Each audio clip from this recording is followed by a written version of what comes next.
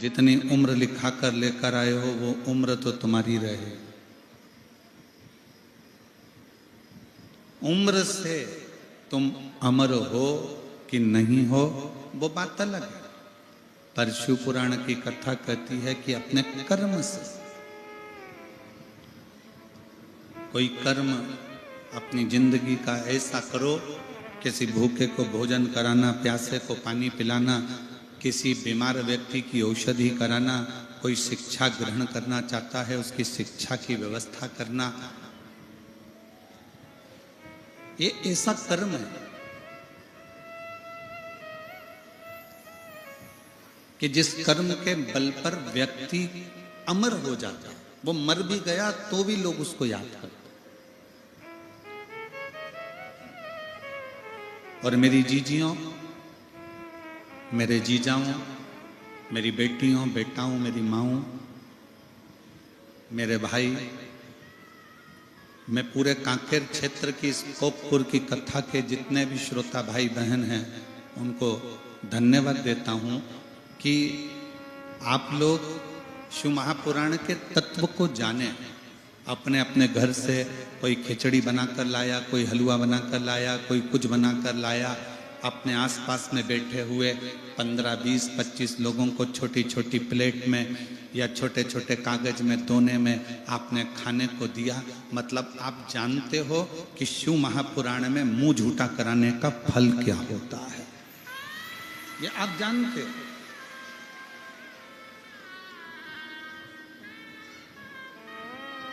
बड़ी खुशी होती है। कल एक वीडियो देखा जैन साहब, कल एक वीडियो देखा। उस वीडियो में एक बहन जिसके तन पर कपड़ा भी थोड़ा होगा,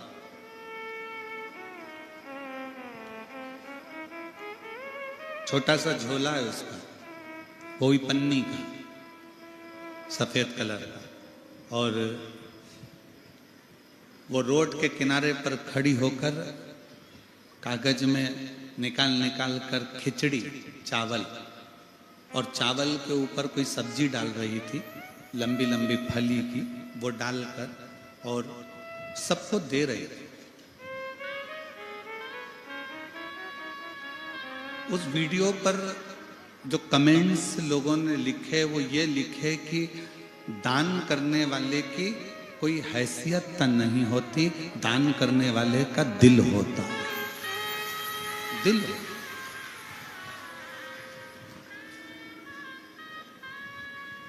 कांकेर में कई करोड़पति भी पड़े होंगे, कांकेर में कई धनपति पड़े होंगे जिनके शोरूम चल रहे होंगे, जिनकी बहुत बड़ी बड़ी गाड़ियां चल रही होंगी, जिनकी 4-4 मंजिल बिल्डिंग होगी, जिनका बड़ा बड़ा व्यापार होगा। फिर भी उनका धन किसी भूखे के भोजन में नहीं लग पाता, उनका धन बीमारी में जरूर लग जाता है। कई ऐसे पड़े हैं जो अपने धन का सदुपयोग नहीं कर पाते, कमाया कमाया और आखिरी में यहीं छोड़ा और प्लास्टिक के फूल की माला चढ़ गई और 2 अगरबत्ती केले में लग गई। बस इतना ही जीवन है, और वो जीवन छोड़ा और चले गए।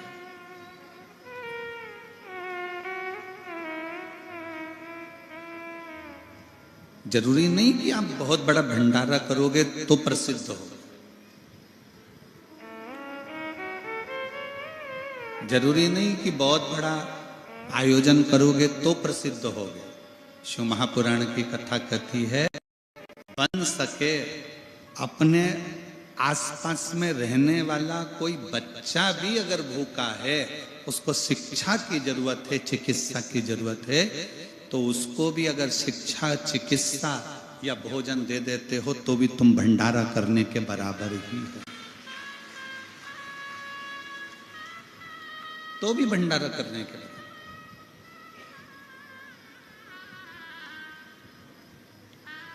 हमारी बिटले सेवा समिति कुबेरेश्वर धाम अन्न क्षेत्र तो चलाता है निशुल्क, जिसमें 25 से 50 हजार लोग रोज भोजन करते हैं। एम्बुलेंस भी चलाता है जिससे मरीज को उसके घर तक छोड़ा जाता है, चिकित्सा भी कराता है। और हमारी विठले सेवा समिति जिसमें तुम दान देते हो, 1 रुपया भी समर्पित करते हो, 1 अन्न का दाना भी देते हो, वो विठले सेवा समिति कई बच्चे, कई बेटे, कई बेटियां जो उनकी पढ़ना चाहते हैं, एजुकेशन करना चाहते हैं और उनके पास पैसा जमा करने का भी पैसा नहीं होता, तो उनके कॉलेज और स्कूल की फीस भी जमा कर कर उनको पढ़ाता है। ये समिति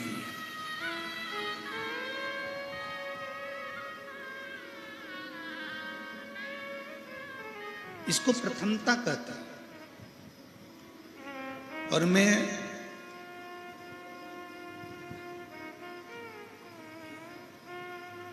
इस चीज के लिए मैं दिनेश साहू जी को भी मैं धन्यवाद दूंगा, कहीं बैठा है दिनेश जी, बहुत साधुता है आपको इस चीज के लिए। छत्तीसगढ़ में कोई बच्चे को पढ़ना रहता है या कोई पत्र सीहोर पहुंचता है तो हम दिनेश भाई को फोन कर देते हैं, दिनेश भैया जरा देखिएगा ये बच्चा है, इसका स्कूल का मालूम करो, इसके कॉलेज का मालूम करो। फिर ये सूचना करके सीहोर सूचना करते हैं, फिर वहां से सूचना प्राप्त होती है। और अब तो जैन साहब भी जुड़ गए हैं और हमको रोज गाड़ी में लेकर आते हैं, ट्रेवल्स वाले, ट्रांसपोर्ट वाले, वो साहू जी भी जुड़े। ऐसे कई हैं। रायपुर में अग्रवाल हैं बसंत जी, वो जुड़े हुए हैं। ऐसे सब। एक हमारे कानपुर के लालू भाई सोनी जी हैं। एक बच्ची का फोन आया कि आश्रम पर की हमारी फीस होना है और ऐसा है, स्कूल से निकाल दिया गया है क्योंकि हमारे पास में हमारी माँ बीमार पड़ गई थी और उसका कोई पैसा नहीं जमा कर पाया। हम सोनी जी को फोन करे, सोनी जी अपने माध्यम से स्कूल में पता करे, बाद में हमारे तक तो सूचना ही नहीं आई। उन सोनी जी ने और उनके मित्रों ने मिलकर ही फीस जमा कर दी, उसको भी साथ होता। ये प्रेम है।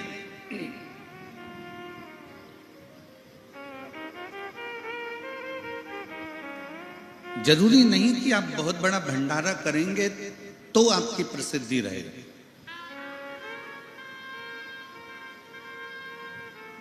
आप बहुत सारा किसी को देंगे तो उसमें आपकी प्रसिद्धि रहेगी। शिव महापुराण की सबसे बड़ी पूंजी है, आपके परिवार में पहले देखो कि परिवार में कोई दुखी है तो उसको सुखी करने का प्रयास करो। परिवार में सब सुखी हैं तो अपने मोहल्ले में देखो, मोहल्ला सुखी है तो अपनी कॉलोनी में देखो, कॉलोनी सुखी है तो अपने पंचायत में देखो, पंचायत सुखी है तो अपने फिर क्षेत्र में देखो, खेड़े में, गांव में, वहां सुखी है तो अपना जिला देखो, जिला सुखी है तो प्रदेश देखो, और प्रदेश सुखी है तो अपना देश देखो। कहीं ना कहीं सबको सुखता प्रदान हो, सबको आनंदता प्रदान हो, ये अपने जीवन का लक्ष्य।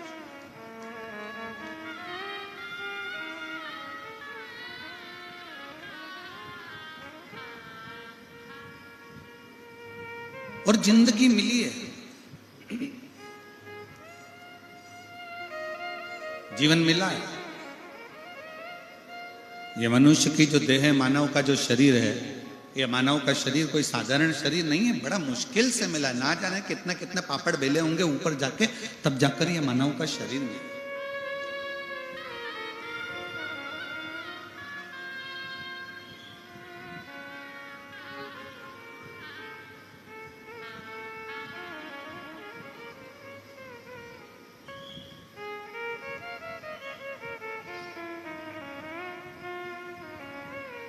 और ना जाने कितना कितना भगवान से प्रार्थना करी होगी, विनय करा होगा, निवेदन करा होगा, तब जाकर यह मानव का शरीर मिला। स्वयं माता पार्वती जी ने शंकर भगवान से महाकाल वन में, उज्जैनी में एक प्रश्न खड़ा कर दिया।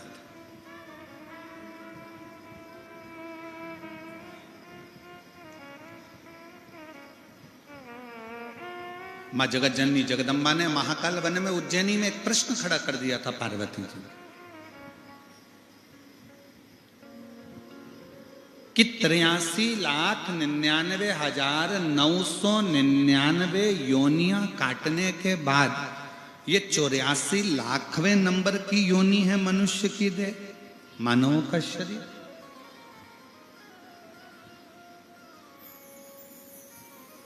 और 83,99,999 योनियां काटने के बाद जो ये मानव की योनि मिली है, मनुष्य शरीर मिला है, मानव की देह मिली है, ये मानव की देह क्या पूर्व के कर्म के अनुसार मिली है? भगवान ओघड़दानी मेरे काल अधिपति महाकाल राजा ने कहा, सुनो पार्वती, ऐ पार्वती सुनो, पूर्व के कर्म भोगते भोगते भोगते भोगते मनुष्य मानव की देह तक आता है, पर मनुष्य देह प्राप्त होने के बाद उसको आगे क्या करना है ये उसका खुद का प्रारब्ध कह जाता है। स्वतः स्वयं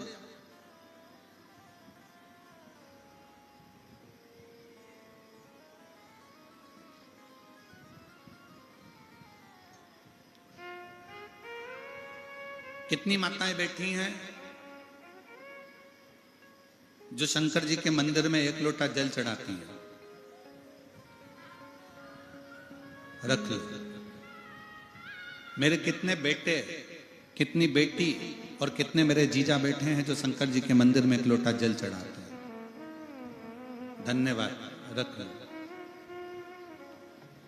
आपको मालूम है कि शिव के मंदिर में जब तुम जल चढ़ाने के लिए जाते हो, अपने घर का एक लोटा भरकर शंकर जी के मंदिर तक लेकर जाते हो, उस बीच में तुम कितनों का कल्याण कर देते?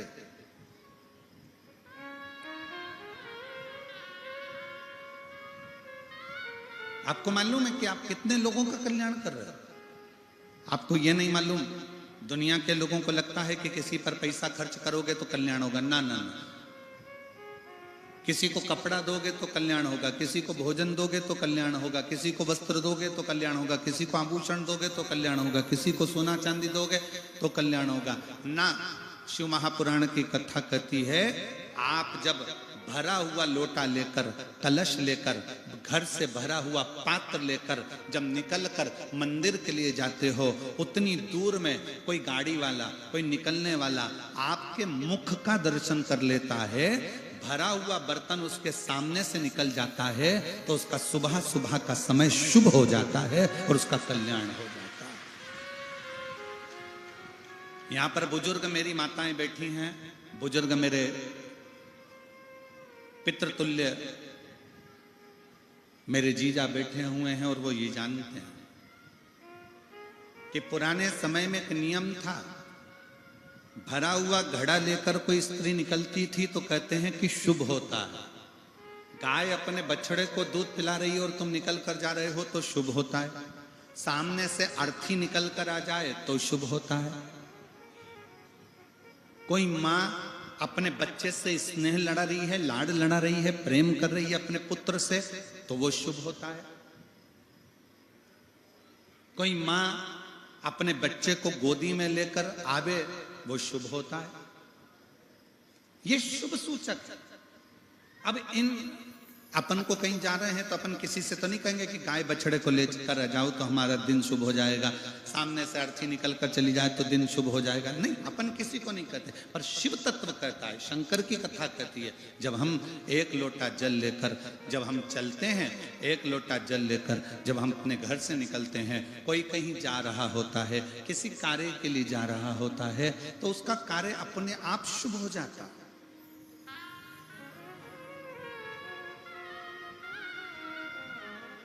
एक बहन ने एक पत्र लिखा,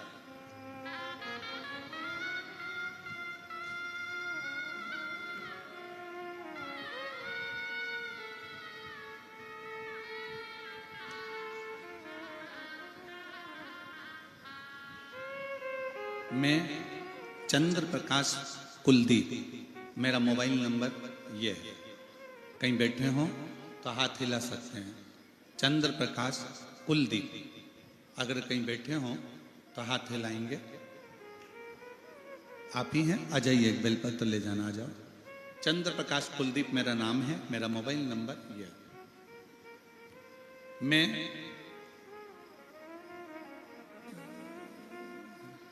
ग्राम फरस गांव, ठीक बोला है? ठीक है। फरस गांव, कोरपलेटा, जिला कोंडगांव है, कोंडागांव, ठीक है। जिला कोंडागांव का निवासी हूं। मैं बाबा का क्या वर्णन करूं, शब्द से परे है। बेरियों ने मुझ पर झूठा आरोप लगाया था, जिसका प्रकरण कोर्ट में 5 साल से भी अधिक समय तक चलता रहा। उसी बीच में जीवन में इतना दुख आया कि भगवान पर से भरोसा उठने लगा। मेरे भगवान पर से भरोसा उठ गया। भजन पूजन तो करते, पर विश्वास कम हो गया। साथ ही कमर में 3 गठाने हो गई। उठने बैठने चलने में भी परेशानी होती थी, पर फिर भी जबरन चला करता था। जगदलपुर डॉक्टर को बोले कि सिकाई कीमो देना पड़ेगा, कमर बेल्ट बांधो, सब दवाई दिए, पर कोई भी आराम नहीं हुआ। आस्था चैनल में आपकी कथा सुनी और फिर लगातार सुनता शुरू किया और शिवजी से प्रार्थना कर जल अर्पण कर जल को पीने लगा तथा थोड़ा जल शिवजी के पास का ही लेकर तेल में मिलाकर गठान में मालिश जैसा खुद करने लगा। 20 दिन के अंदर बाबा भरोसा अब जागा। 20 दिन के अंदर तीनों गठाने घुल गईं। डॉक्टर को दिखाया तो बताया कि गांठ गल चुकी है। अब शिव शिव है। जो केस चल रहा था बाबा के भरोसे पर छोड़ा और बाबा जी ने 27 दिन के अंदर उस केस में भी मुझे निराकरण कर दिया और मेरे पक्ष में। मैं गुरुजी एक बात कहना चाहता हूं, शिव महापुराण का पंडाल, शिव महापुराण की कथा कोई साधारण नहीं है। ये स्वयं शंकर करते हैं और शंकर ही पूर्ण करते हैं। ये शिव है, ये शिव का एक भरोसा, एक विश्वास, एक दृढ़ता।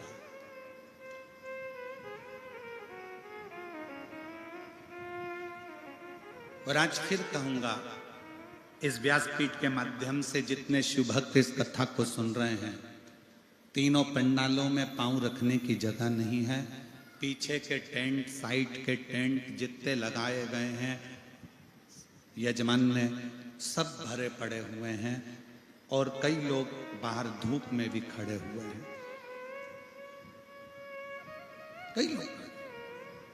आज इस व्यासपीठ के माध्यम से फिर कहूंगा कि आप शंकर जी की कथा को 7 दिन तक लगातार दिल से सुन रहे हो तो ये मानकर चलना कि मेरा भोले बाबा भी 3 महीने में तुम्हारी गोदी झोली जरूर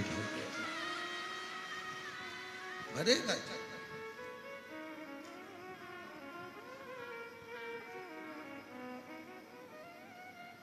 और विश्वास, भरोसा, जब एक विश्वास दृढ़ होता है, भरोसा दृढ़ होता है तो शिव को मिलने में देरी नहीं लगती। शंकर को मिलने में देरी नहीं लगी। और हम कहेंगे ये कथा तो, कल कथा का कौन सा दिन है? छठा। छठा मतलब कथा की जम के बोलो जरा, शिवरात्रि। और कल कथा का समय यही 2 बजे से 5 बजे तक रहेगा, पर परसों जब कथा विराम होगी तो समय सुबह 8 बजे से 11 बजे तक रहे।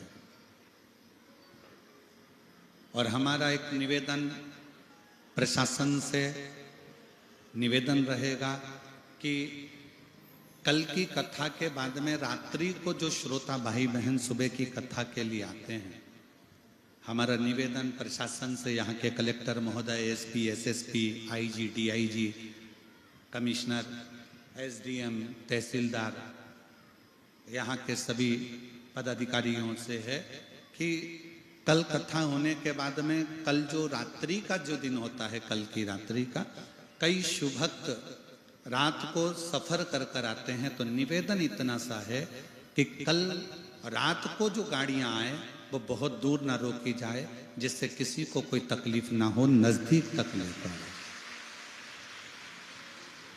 केवल एक रात्रि की बात है, क्योंकि ये शिव भक्त जो रात्रि को आएंगे, हो सकता है बहुत सारे जीव जंतु आसपास में रहते हैं, कोई परेशानी किसी को ना हो। वन विभाग की टीम तो यहाँ पर मौजूद है ही, संभाल ही रही है, पूरा वन विभाग इसको देख रहा है। पर निवेदन हमारा इतना सा है यहाँ पर कलेक्टर महोदय, SP, SSP, DIG, IG, commissioner आदि सबसे, कि वो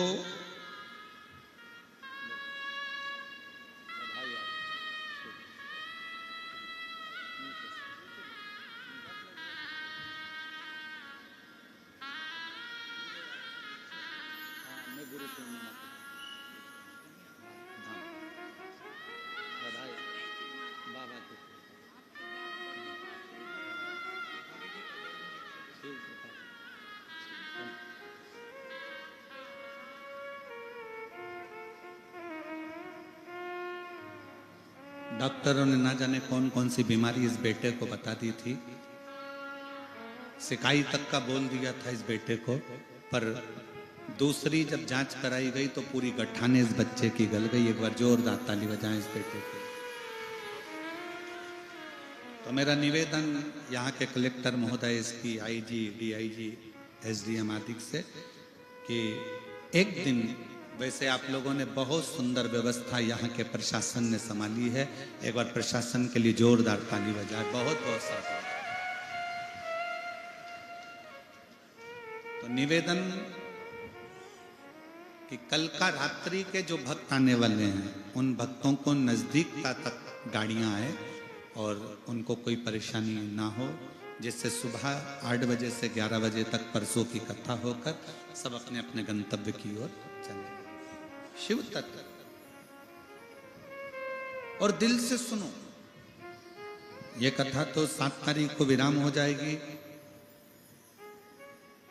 10 तारीख से 16 तारीख तक त्रिवेणी संगम, गंगा यमुना सरस्वती का मिलन स्थल, सेक्टर नंबर 21, पीपा पुल नंबर 1 और त्रिवेणी के ही तट पर, जैसे ये पहाड़ दिख रहा है, जहां कथा होगी वैसे ही त्रिवेणी बाजू में से बह रही होगी और वहीं पर विशाल पंडाल लगकर 10 तारीख से 16 तारीख तक प्रयाग मेले में, कुंभ के मेले में, जो 144 वर्ष बाद पड़ा है, ऐसे कुंभ के साक्षी बनो और सब आओ और ऐसे ही पंडाल में बैठकर शिव महापुराण की कथा श्रवण कर अपने जीवन को धन्य बनाओ।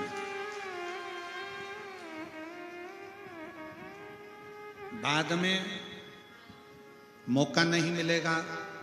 144 साल बाद जब वापिस ये महाकुंभ आएगा तब आप और हम नहीं रहेंगे, पर वो 144 साल जब कुंभ आएगा तो आपके और हमारे घर के लोग कहेंगे कि त्रिवेणी के तट पर बैठकर शिव पुराण की कथा प्रयाग में श्रवण करी थी। हमारे दादा ने, परदादा ने, हमारे पिता ने, हमारी माता ने, हमारे घर के लोगों ने वहां जाकर कुंभ के मेले में त्रिवेणी के तट पर दोपहर में 1 बजे से 4 बजे तक बैठकर कथा का लाभ लिया था। सुनो।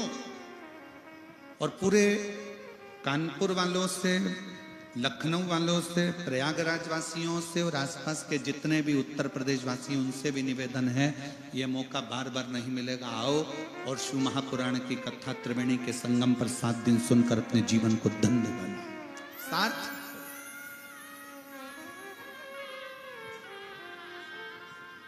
शिव तत्व है।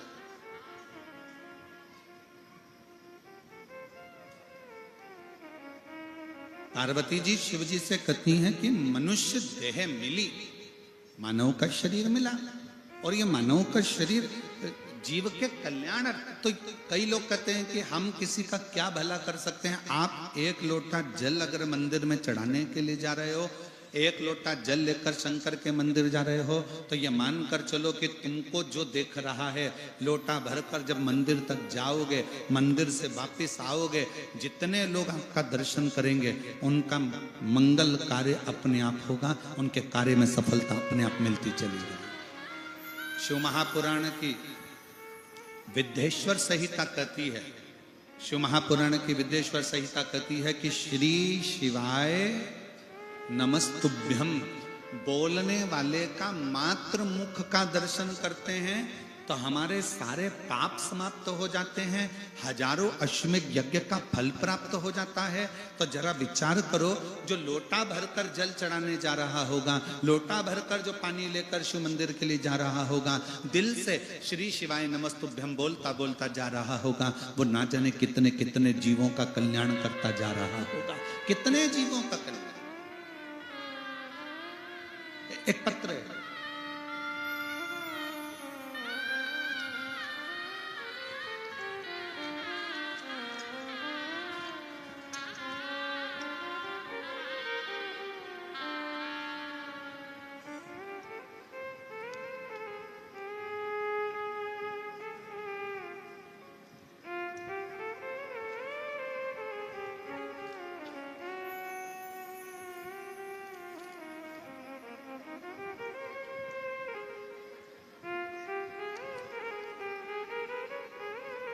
मेरा नाम आत्माराम नरेटी, मेरे धर्म पत्नी का नाम उषा नरेटी, जिला कांकेर, ग्राम चरभट्टी भर्री टोला का रहने वाले हैं। कहीं बैठे हों तो हाथ हिलाइएगा। मेरा नाम आत्माराम नरेटी, मेरे धर्म पत्नी का नाम उषा नरेटी, जिला कांकेर, ग्राम चरभट्टी भर्री टोला का रहने वाले हैं। कहीं बैठे हैं? आप ही हैं? आ जाओ, एक बेलपत्र ले जाना, आ जाइए। मेरा मोबाइल नंबर ये है। एक लोटे जल का मैं क्या वर्णन करूं गुरुदेव। मेरी धर्म पत्नी का 2020 नवंबर से दोनों आंखों की रोशनी चली गई।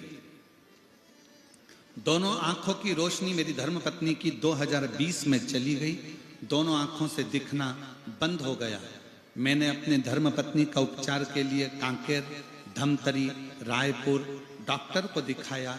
रिपोर्ट में डॉक्टर ने यही कहते हैं कि आंखों की जो नसें थी वो सूख गई। आंखों की नस सूखने के कारण इनकी रोशनी चली गई। अब कुछ नहीं हो सकता। विशाखापट्टनम अपोलो हॉस्पिटल में पूरा जांच करवाने पर पता चला कि इनकी ब्रेन में पानी भरने के कारण इनकी आंखों की रोशनी चली गई है और वो रोशनी वापस नहीं आएगी। ब्रेन का ऑपरेशन करना पड़ेगा, शायद फिर आंखों की रोशनी आ सकती है। अब विचार करते, इस उपचार में 5 लाख रुपए का खर्चा हो गया। डॉक्टर का कहना था आपने यहाँ लाने में देर कर दी, अब बस दवाई खाओ, कोई भरोसा नहीं है आएगी कि नहीं आएगी। हम लोग हताश हो गए। इसके अलावा कई जगह पर जाकर दिखाया।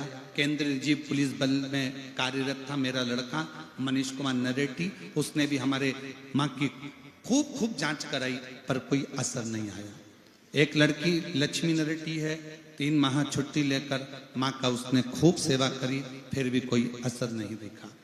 2020, 2021, 2022 निकलता चले गया और आंखों की रोशनी नहीं आई। तब आया 2023। किसी ने, जल चढ़ाने वाले एक व्यक्ति ने कहा कि एक काम करो, टीवी पर कथा आती है शिव महापुराण की कथा, वो सियोर वाला महाराज बाजता है, आप इसको सुनाना चालू करो।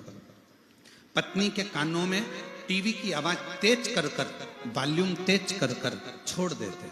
हम सबसे कहते हैं जब तुम्हारे घर में टीवी पर कथा चले, मोबाइल पर कथा चले, दुकान पर कथा चले, तो थोड़ा टीवी की आवाज को बढ़ा दो जिससे सबके कानों में ये कथा जाए। हमारी पत्नी के कानों में टीवी की आवाज तेज कर देते और उनके कानों में कथा सुनने के लिए डाल देते। बाबा का मैं क्या गुणगान करूं। सीहोर गए, वहां से रुद्राक्ष लाए, उसका जल देना चालू करा और बाबा की कृपा से जब 2024 में हम सीहोर जाकर कंकर शंकर की पूजा किए, रुद्राक्ष लाए, तांबे के लोटे में गलाकर जल पिलाने लगे और गुरुजी आस्था चैनल पर रोज कथा सुनते। धमतरी कुकरेल भी इनको कथा सुनाने के लिए लेकर गए और आज बाबा की कृपा से आंखों की थोड़ी थोड़ी रोशनी उनकी वापस आ गई और उनके ब्रेन से पानी भी समाप्त हुआ। मैं बाबा को यहाँ धन्यवाद देने के लिए आया। आ जाइए। अब आंखों में थोड़ा थोड़ा दिखना प्रारंभ हो गया। मैं बाबा को प्रणाम करने के लिए आया।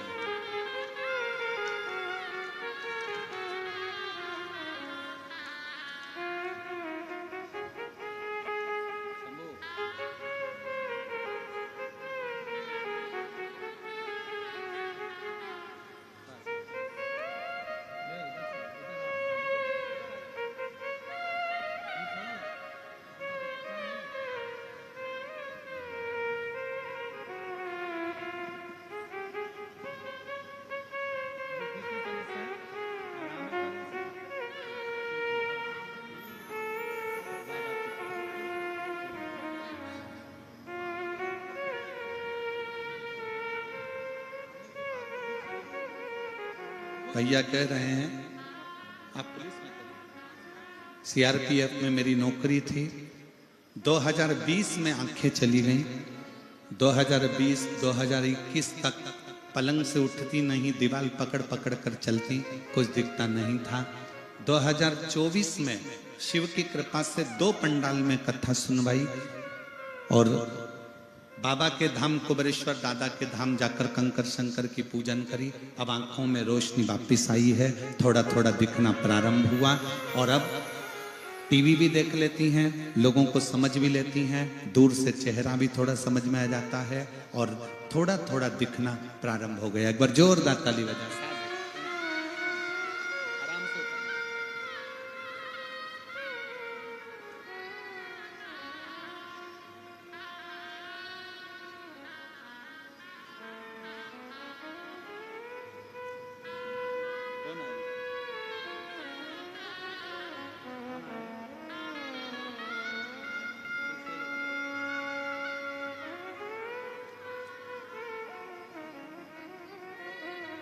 शिव तत्व इसी को कहते हैं, शंकरो घड़ी इसी को कहते हैं।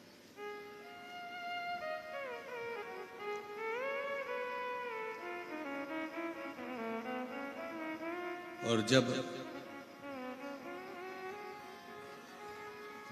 आपका विश्वास, जब आपका भरोसा दृढ़ होता है,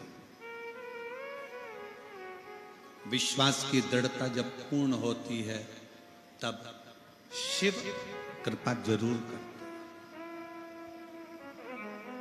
भैया कह रहे थे अब यार कि मैं पुलिस में नौकरी करा हूं, पर हम लोग भी इतना विश्वास नहीं कर पाते थे। पर हमें क्या पता था कि शिव महापुराण का पंडाल, शिव महापुराण की कथा क्या व्यक्ति को रोग से मुक्त कर सकती है।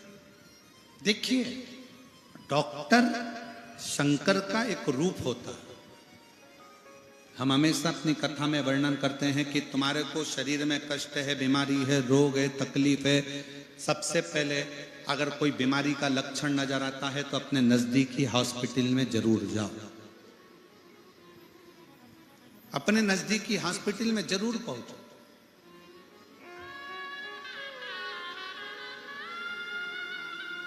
हमारे बीच में श्री आशाराम नेताम जी विधायक, विधानसभा क्षेत्र क्रमांक 81 कांकेर से पधारे हैं। मैं आमंत्रित करता हूं व्यासपीठ का पूजन करें। शिव तत्व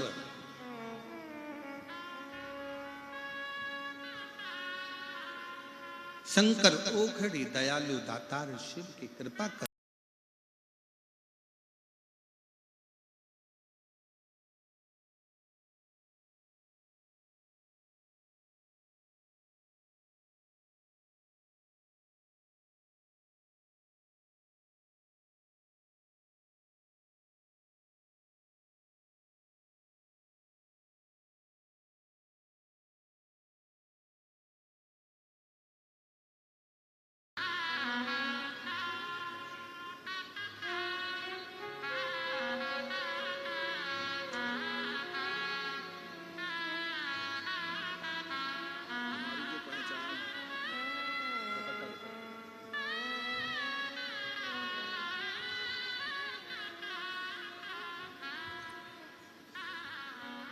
शिव कथा कर रहे हैं, भगवान शंकर का संवाद कर रहे हैं, शिव महापुराण की कथा कर रहे हैं, शिव तत्व कर रहे हैं।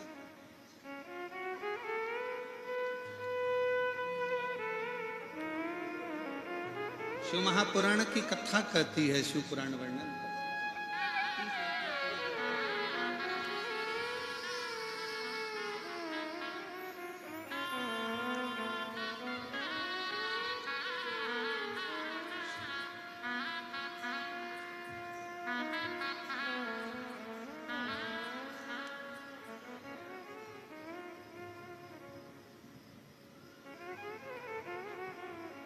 ये मनुष्य का जो देह है, मानव का जो शरीर है, एक लोटा जो जल है,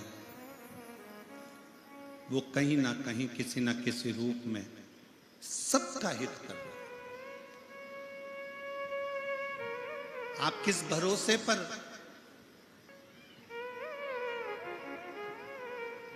आप किस विश्वास के साथ में भगवान की कथा श्रवण करते हैं, किस भरोसे के साथ आप भगवान शंकर के मंदिर जाते हैं, शिवालय जाते हैं। कितना सुंदर प्रसंग है कि कामदेव, कोई कहता है कि शंकर भगवान ने कामदेव को जलाकर भस्म कर दिया, पर विचार तो करो कि जिस समय पर शंकर भगवान की समाधि तोड़ने का समय आया, तारकासुर ने उपद्रव मचाया, और तारकासुर उपद्रव करते हैं और कामदेव समाधि तोड़ने के लिए जब नाम लिया गया कि समाधि कौन तोड़ेगा, ये समाधि तोड़े तो तोड़े कौन तोड़ सकता?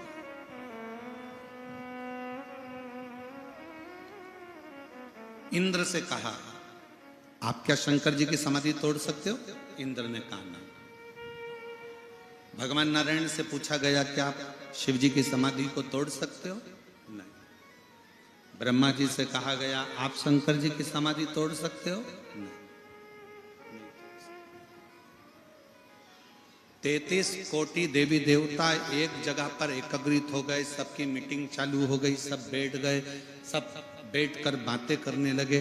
33 कोटि देवताओं ने आपस में बैठकर ये मीटिंग करी कि शंकर भगवान की जब तक समाधि नहीं टूटेगी तब तक उनकी संतान नहीं होगी, और संतान नहीं होगी तब तक वो तारकासुर मरेगा।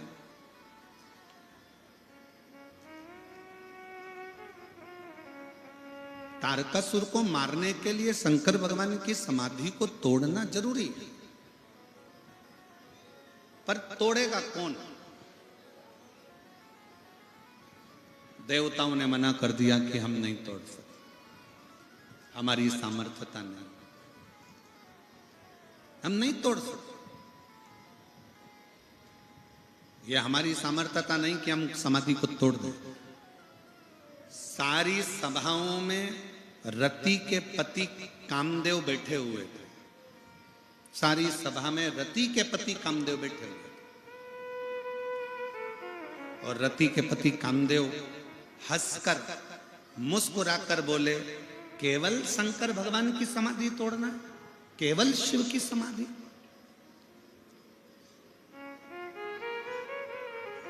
और फिर निवेदन है,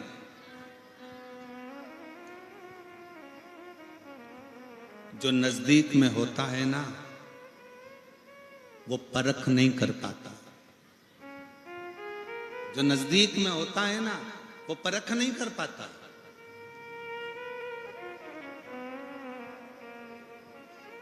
आधे से ज्यादा तो घर के लोग अपने बच्चों का विल पावर कमजोर कर देते, तेरे बस का नहीं है, तू आगे नहीं बढ़ सकता, तू एग्जाम पास नहीं कर सकता, तू ये नहीं कर सकता, तेरी सरकारी नौकरी नहीं लग सकती, क्यों फालतू के पीछे पड़ा हुआ है, चल दुकान पर जाना चालू कर, व्यापार चालू कर, काम धंधा चालू कर।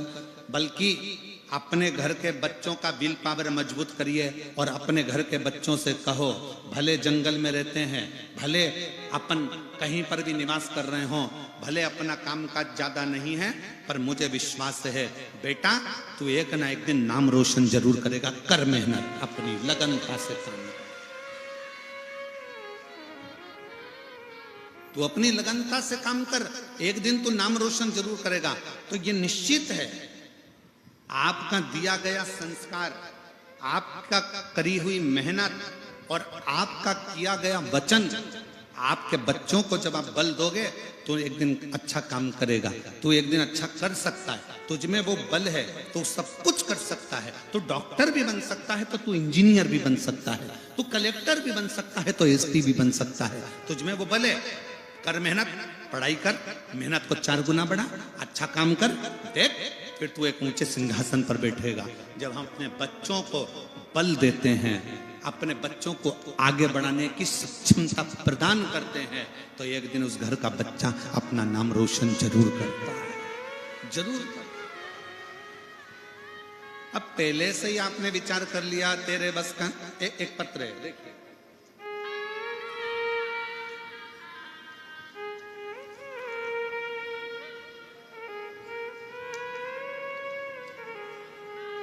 मेरा नाम श्रीमती अनसुईया सोनबोईर है। कहीं बैठी हो? अनसुईया सोनबोईर। मेरा निवास स्थान दुर्ग, जिला दुर्ग, छत्तीसगढ़ से आई। आप ही हैं? एक बार हाथ हिलाओ, वापिस आ जाइए, एक बेलपत्र लेकर जाइएगा, जाओ। मेरा नाम श्रीमती अनसुईया सोनबोईर है। मेरा निवास स्थान दुर्ग, जिला दुर्ग की हूँ। मैं यहाँ पर 7 दिन के लिए कथा श्रवण करने के लिए बाबा के इस पवित्र धाम में आई। महादेव का मैं क्या वर्णन करूँ गुरु जी, इनकी लीला अपरंपार है। मैं नियमित रूप से आस्था चैनल पर आपका प्रोग्राम देखती हूँ। आपकी कथा का रिस्पान भिलाई, कौड़िया में कर चुकी हूँ। ग्राम कोकपुर की कथा तीसरी बार यहाँ पर कथा सुनने के लिए 7 दिन में आज तीसरी बार कथा सुनने के लिए आई हूँ। गुरुजी, मेरा पुत्र अमितेश कुमार सोनबोईर पढ़ाई के बाद नौकरी हेतु बहुत प्रयास कर रहा था, पर अच्छी मेहनत के बाद भी बहुत कम अंकों से चूक रहा था। इसी बीच मेरी ननंद एवं नंदोई द्वारा मुझे सलाह दिया गया कि मेहनत के साथ साथ पंडित प्रदीप मिश्रा जी द्वारा बताए अनुसार शिव मंदिर में जाकर शिवलिंग पर 1 लोटा जल चढ़ाया कर। मेरा पुत्र बहुत पहले से ही शिव मंदिर जाता था, पर जल चढ़ाने का तरीका, शिव को रिझाने का तरीका हमको नहीं आता था।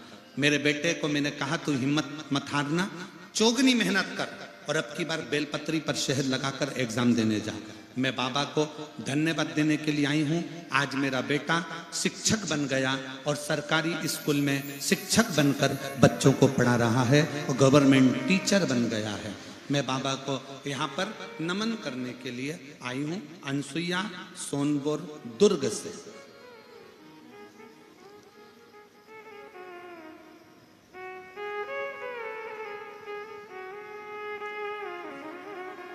शिव तत्व किसको कहते हैं?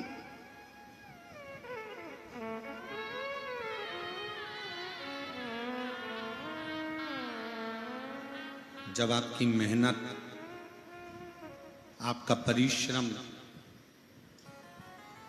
आपकी लगन जब आगे बढ़ती है ना, तो दुनिया का कोई काम नहीं ऐसा जो हो नहीं सकता, होके ही रहता है।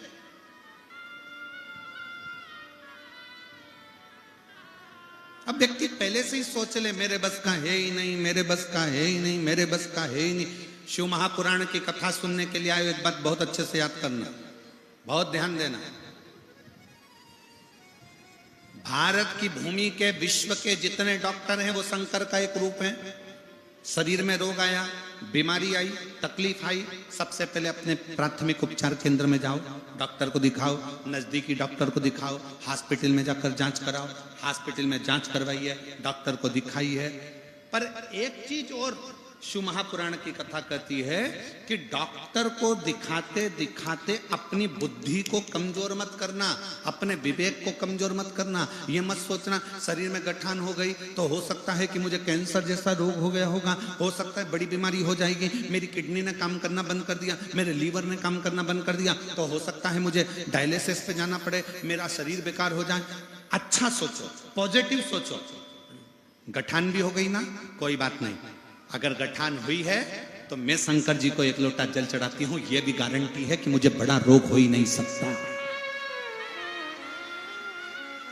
मुझे बड़ी बीमारी नहीं हो सकती, बड़ा रोग नहीं हो सकता, मेरे को बड़ी बीमारी कभी नहीं आ सकती, क्योंकि मैं शंकर की पूजन करती हूँ, स्मरण करती हूँ, भक्ति करती हूँ, भजन करती हूँ, एक लोटा जल समर्पित करती हूँ। जब आपने अपने दिल को मजबूत कर लिया, अपने विचारों को मजबूत कर लिया, अपने मन को मजबूत कर लिया, तो बड़ा रोग भी अगर आया होगा तो चुटकी में कटकर बाहर निकल गया होगा। चुटकी में वो रोग कटा होगा।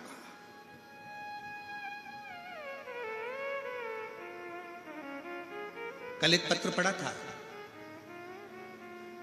और वो आई भी थी, वो भाई आए थे कल, जिनका पत्र पढ़ा था, जिनका दोनों किडनी खराब हो चुकी। पढ़ा था कल पत्र, जम के तो बोलो। दोनों किडनी खराब हो गई थी, डायलिसिस चालू, और डॉक्टर ने कह दिया तुम्हारी किडनी बदलना पड़ेगी। डायलिसिस पे आ गए, तब वो किडनी ने काम करना बंद कर दिया। तब उसने कथा सुनना चालू करी और उसने विचार कर लिया कि मेरी किडनी चालू है, मेरी किडनी चालू है, मैं खाऊंगा पीऊंगा, मेरी किडनी चालू है, मेरी किडनी चालू है। और बाबा ने ऐसा कर दिया कि उसकी किडनी चालू हो ही गई। अपने भीतर का विश्वास, अपने भीतर का बल अपन को प्रबल बनाता है। और उसी में आज एक पत्र आया है लीवर का। एक व्यक्ति के दोनों उसके जो लीवर थे, वो लीवर ने काम करना ही बंद कर दिया। देखिए,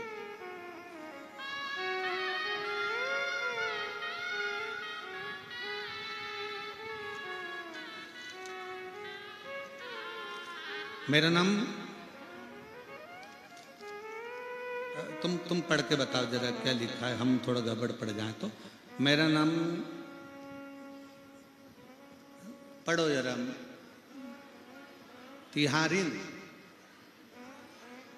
तिहारिन बाई यादव, कहीं बैठी हो तो हाथ हिला सकती हैं। ग्राम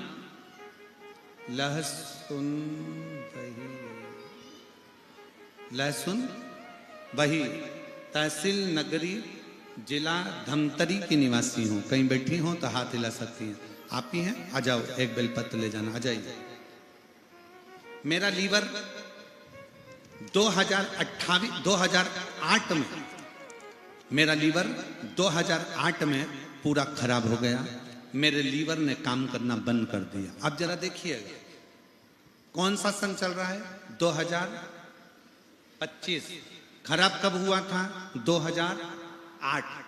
2008 में मेरा लीवर पूरा खराब हो गया, डैमेज हो गया, लीवर ने काम करना बंद कर दिया। डॉक्टर ने ऑपरेशन का कह दिया, पर डॉक्टर जब ऑपरेशन का बोले, हमारी आर्थिक स्थिति ठीक नहीं थी, हम ऑपरेशन नहीं करवा पाए। तब हम दवाइयां लेते लेते रहे, पर हर साल डॉक्टर कहता रहा कि लीवर बदलना पड़ेगा, लीवर डैमेज है। 2008 में ही आपकी कथा हमने टीवी पर सुनी थी, और 2008 में कथा सुनी, 2009 2010 निकला, और बाबा की कृपा से आज मैं बाबा को धन्यवाद देने के लिए सामने आई हूं कि मेरा लीवर पूर्ण तरह से काम कर रहा है और मेरा लीवर ठीक हो गया। ये शिव तत्व है। आप किसके आश्रित हो, किसके भरोसे हो? जब आपने मन में सोच लिया, विचार कर लिया कि मुझे कोई बड़ी बीमारी नहीं है, तो वो बीमारी नहीं आएगी। तुमने सोच लिया मेरे घुटने तो बड़े बेकार हो गए, नीचे बैठते ही नहीं बने, नीचे बैठते ही नहीं बने, तो वो घुटने वैसे ही होते चले जाते हैं और फिर नीचे बैठने के लायक तुम होते ही नहीं हो। तुमने सोच लिया कि मेरे घर की बहू तो बेकार ही है, दिन भर गाली देती है, तो वो बहू एक ना एक दिन बेकार होती चली जाती है। तुमने सोच लिया कि मेरी बहू जैसी कोई नहीं है, तो वो बहू एक नंबर होती चली जाती है। ये तुम्हारे मन की धारणा।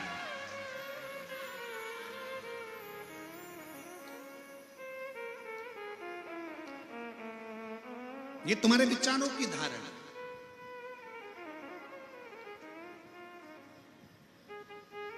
कोई व्यक्ति अगर गंदा नजर आता है ना, तो उसे वो गंदा ही दिखेगा। जितनी बार देखोगे ना, उसमें गंदगी नजर आएगी। कोई व्यक्ति बेकार नजर आएगा ना तो उसमें बेकार ढूंढते रहोगे, बेकार ढूंढते रहोगे, बेकार ढूंढते रहोगे, ये तो ऐसा है, ये तो वैसा है, ये तो ऐसा है, ये तो वैसा है। और जब व्यक्ति में अच्छाई देखोगे ना, जैसे एक माँ अपने लड़के की जब शादी करती है तो लड़की जब देखने जाती है ना, तो लड़की देखकर जब आती है ना, इतनी खुश होती है, इतनी बढ़िया लड़की है गुरुजी, इतनी बढ़िया है, इतनी बढ़िया है। हम 8 लोग गए थे गुरुजी लड़की देखने के लिए, बिल्कुल नहीं बोली, इतनी अच्छी लड़की है। गुरुजी फोटो देखो और फोटो देख के बताओ लड़की कैसी है। हमने भी फोटो देख कर कह दिया, अम्मा अभी नहीं बोली है, जब आएगी तब बोलेगी, और वो बोलेगी तो तू डोलेगी, ये पक्का।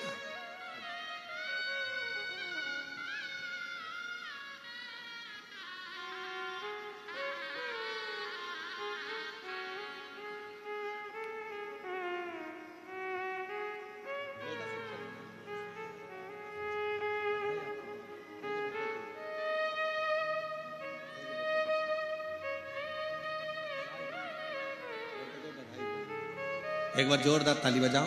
बेटा शिक्षक बना है और माँ ने अपने बेटे से कह दिया था तू चिंता मत कर, अपनी मेहनत को 4 गुना कर। वो सीवर वाला महाराज कहता है अपनी पढ़ाई को 4 गुना बढ़ाओ, अपने कर्म को 4 गुना बढ़ाओ, अपनी मेहनत 4 गुना बढ़ाओ, फल जरूर मिले। आप किसी में अच्छा देखिए,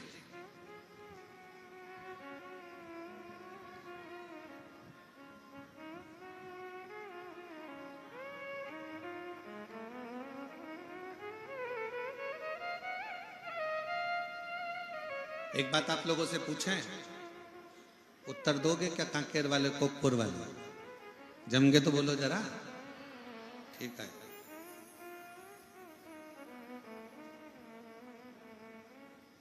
दुनिया में कोई भी ताला बिना चाबी का बनता है क्या? जम के बोलो जरा, नहीं। पुरानी से पुरानी फिल्में बनी हो, वीडियो बनी हो, उनको भी निकालना, तहखाने बने हो, खजाने की फिल्म बनी हो, वो भी निकाल लेना, उसमें भी कोई ना कोई चाबी ताले की जरूर। जब बिना चाबी का कोई ताला नहीं होता, ताला बना है तो उसकी चाबी भी जरूर होगी।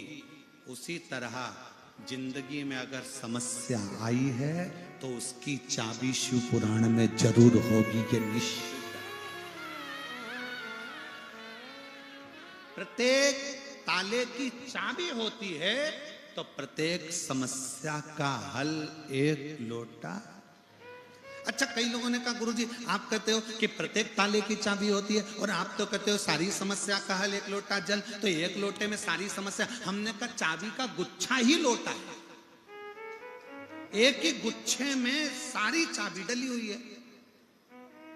अच्छा चलो, मेरी जीजियां उत्तर दे, मेरे जीजा उनसे तो मैं पूछ नहीं सकता ये वाला प्रश्न, तो मेरी जितनी जीजियां बेटियां बैठी हैं वो उत्तर देना, मेरी माताएं उत्तर देंगी।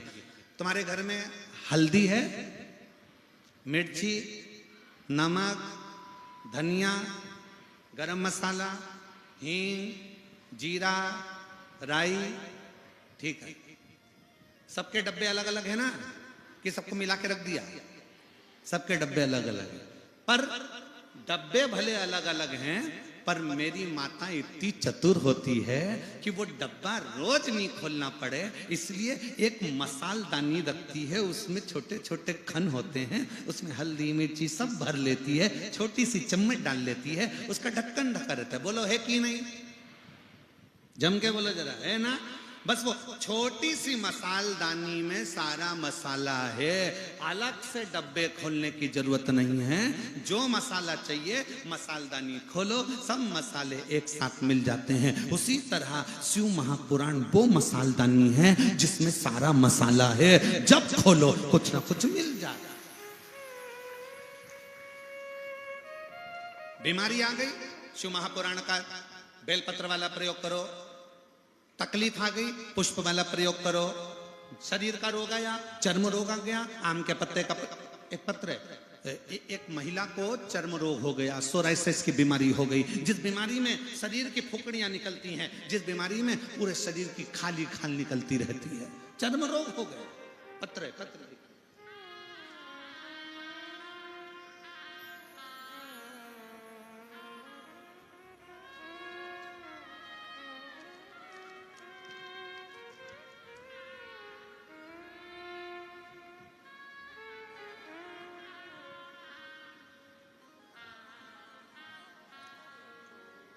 तेश्वर कुमार जैन, अलबेला पारा, अलबेला पारा, कांके, मोबाइल नंबर ये है। कहीं बैठे हो तो हाथ हिला सकते हैं, आप ही हैं, आ जाओ, एक बेलपत्र ले जाना। गुरुदेव, एक लोटे जल का मैं क्या वर्णन करूं। 1993 में भारतीय सेना में मैं नौकरी में लग गया। 5 साल बाद 1998 से मेरे शरीर में सोराइसिस की बीमारी हो गई।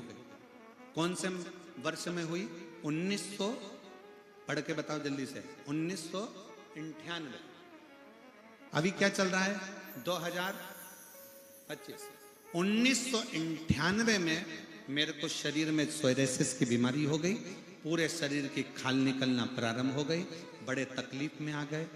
सारा इलाज जहां जहां पोस्टिंग होती वहां वहां इलाज कराते, पर हाथ की चमड़ियां निकलती रहती। 1999 में कारगिल में युद्ध के दौरान तब भी शरीर में वो रोग रहा। ऐसे करते करते करते करते 23 साल निकल गए गुरुदेव, पर शरीर का रोग समाप्त नहीं हुआ। तब किसी ने कहा आस्था चैनल पर कथा आती है, उसको सुनो। मैंने आस्था चैनल पर मोबाइल पर कथा सुनना प्रारंभ करी, और आपका आम के पत्ते वाला जो प्रयोग है, आम के पत्ते का प्रयोग करना प्रारंभ करा। आज मेरे शरीर की सोराइसिस की बीमारी पूरी समाप्त हो गई। मैं बाबा को यहाँ प्रणाम करने के लिए आया हूँ, मैं बाबा को नमन करने के लिए। शिव तत्व, शिव तत्व इसी को कहते हैं।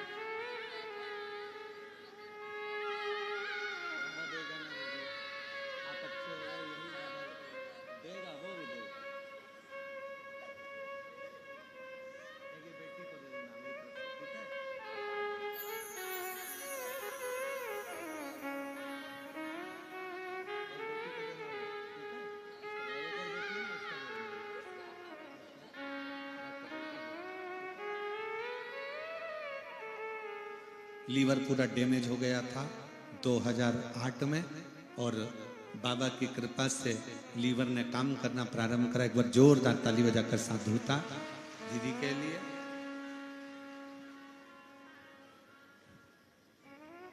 एक विश्वास अपने भीतर प्रकट करो, एक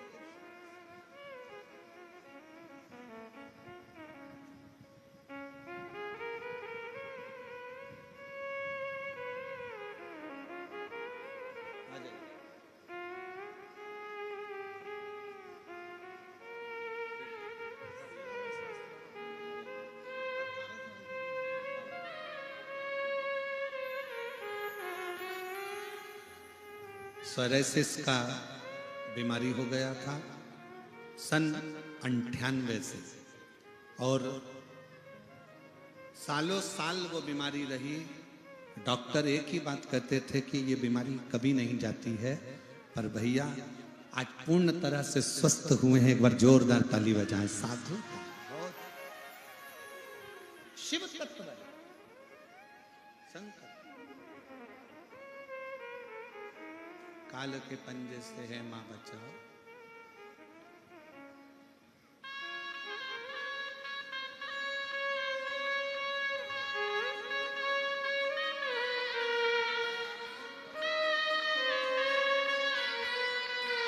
विनय करिए।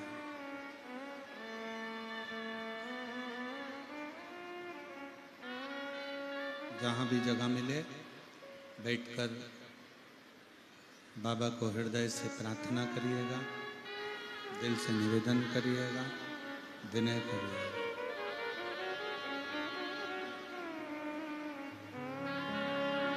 सभी लोग साथ में बोलेंगे, साथ में प्रार्थना करेंगे।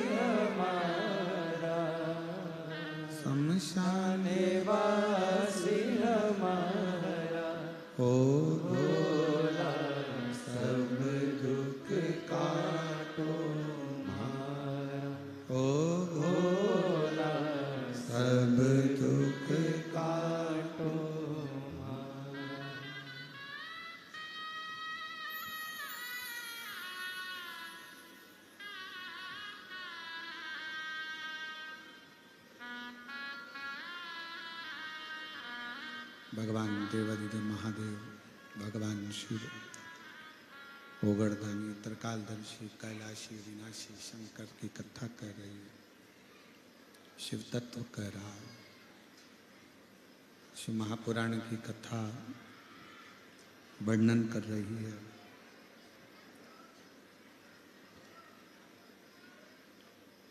यदि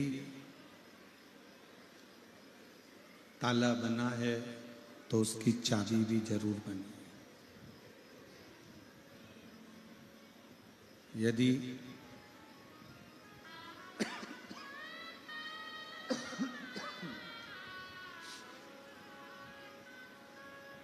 ताला बना है तो उसकी चाबी भी जरूर बनी।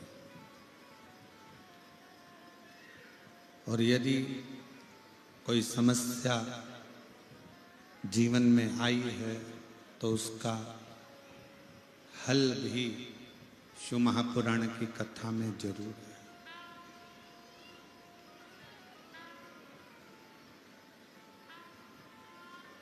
दुख आया है, तकलीफ आई है, कष्ट आया है, उसका निराकरण कहीं ना कहीं शिव महापुराण में है। रिटर्न थोड़ा सा बढ़ा। शिव महापुराण में उसका हल है।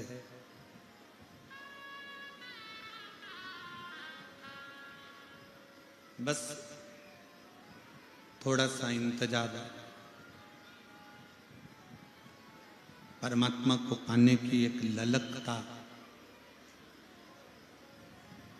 भगवान को प्राप्त करने का एक बल अपने अंदर।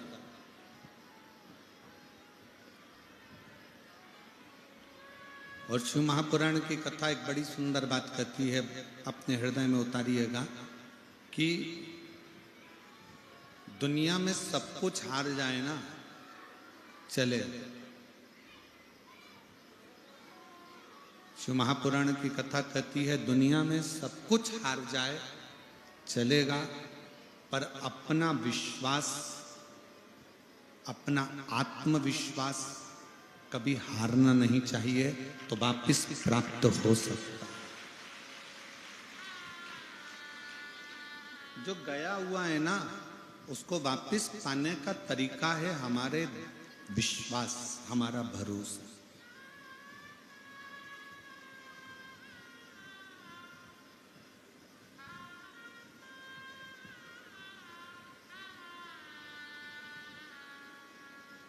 फिर निवेदन है, ताला बनाए चाबी जरूर होगी, समस्या आई है उसका हल जरूर होगा।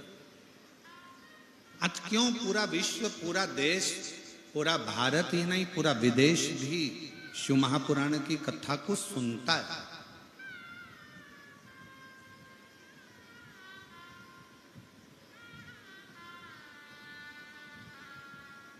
ऐसे घने जंगल में जरा विचार करिएगा कि ये लाखों की संख्या में शिव भक्त अगर आकर कथा श्रवण कर रहे हैं तो कुछ तो मेरे बाबा ने इनको दिया होगा, और कुछ तो मेरा बाबा इनकी झोली में डालकर भेजेगा, तब तो ये कथा में आए।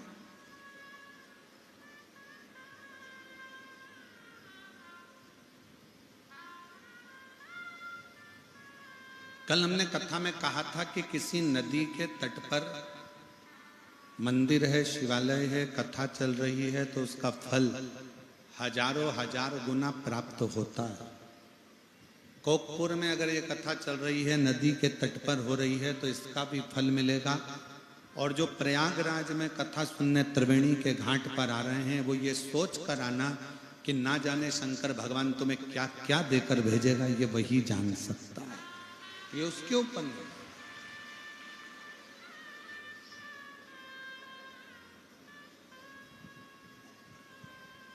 सब कुछ चला भी गया ना, कोई चिंता नहीं, अपने विश्वास को मत जाने, अपने ऊपर भरोसा पक्का रखना, अपने शिव पर भरोसा पक्का रखना कि मेरा बाबा तुम्हें कभी डूबने नहीं देगा।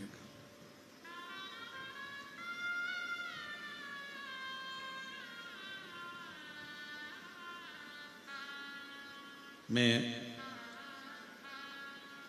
हरक राम जी जैन साहब बैठे हैं, देव कुमार जैन साहब बैठे हैं, इनसे पूछना कथा चालू होने के पहले कितनी कितनी समस्याएं आके खड़ी होती है। भागवत कराओगे ना जैन साहब, इतनी समस्या नहीं आती। राम कथा कराओगे तो भी समस्या नहीं आती। गीता जी कराओगे तो भी समस्या नहीं आती। पर जैन साहब, शिव महापुराण की कथा एक ऐसी है कि जब तक चालू नहीं होती तब तक ढेर सारी तकलीफें आकर खड़ी होती है, पर जैसे ही शिव पुराण व्यासपीठ पर आकर बैठती है, उसके बाद में भोले बाबा उस समस्या को हरना प्रारंभ कर देते हैं, तकलीफों को हरना प्रारंभ कर देते हैं।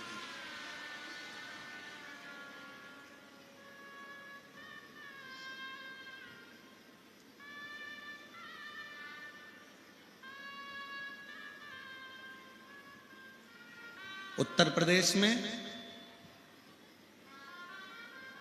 माननीय मुख्यमंत्री जी योगी जी कथा का, वहां पर जो इतना बड़ा कुंभ का मेला है, प्रयाग का मेला है, कितनी व्यवस्था करी।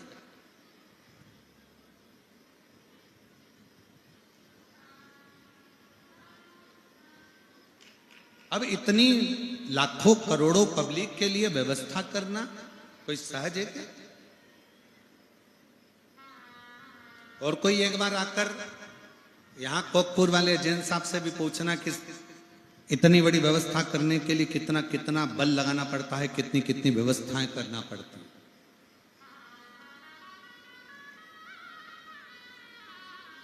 जब यहाँ लाखों में भक्त आते हैं तो इतनी व्यवस्थाएं करना पड़ती है। और तो प्रयागराज की भूमि पर तो जब कुंभ का मेला लगा है तो करोड़ों में भक्त आते हैं, तो सरकार को कितनी व्यवस्था करना पड़ती है।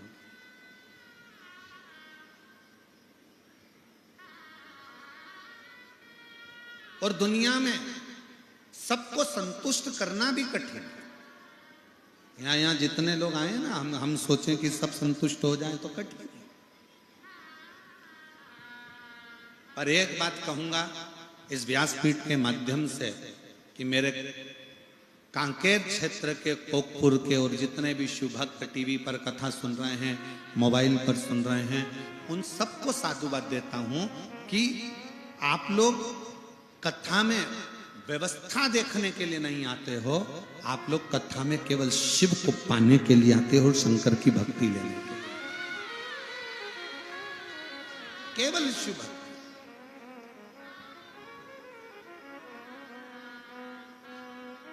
सवाल लगी है, 33 कोटि देवता बैठे हैं, सबने कह दिया शंकर जी की समाधि को हम नहीं तोड़ सकते, और तारकासुर को मारने के लिए शिव की समाधि तोड़ना जरूरी है। कौन तोड़ेगा? भगवान नारायण ने मना कर दिया, ब्रह्मा जी ने मना कर दिया, इंद्र ने मना कर दिया, गरुण वरुण सब ने मना कर दिया, 33 कोटि देवताओं ने समाधि तोड़ने का मना कर दिया। तब रति के पति कामदेव, उनके मन में आया कि शंकर भगवान की समाधि मैं चुटकी में तोड़ देता,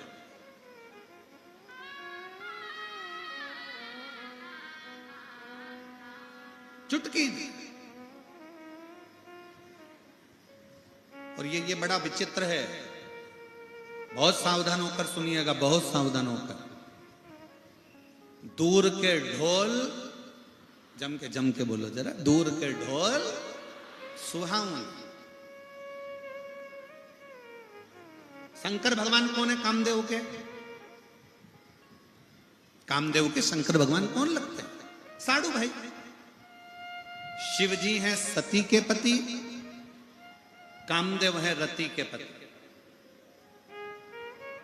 रति भी दक्ष प्रजापति की बेटी और सती भी दक्ष प्रजापति की बेटी, दोनों साधु भाई हैं और दोनों एक दूसरे को जानते हैं। तो कामदेव ने शंकर को ये सोच लिया, शिव जी को, कि ये तो समाधि में यूं तोड़ दूंगा। भस्म रमाते हैं, जटा जूट बांधते हैं, सिर पे गंगा रखते हैं, चंदा रखते हैं, चंदन लेप कर रखते हैं। इनके पास है क्या? करोड़ों की दौलत नहीं, धन नहीं, वैभव नहीं, संपदा नहीं, सत्ता नहीं, कुछ भी तो शंकर के पास नहीं है। पर कामदेव को समझाए कौन कि शंकर जी के पास में ना वैभव है, ना धन है, ना दौलत है, ना संपदा है, ना सत्ता है, ना सोने का सिंहासन है, ना कुर्सी है। पर शंकर जी के पास जो जाता है वो खाली नहीं जाता है, नहीं होने के बाद भी सब दे देता है।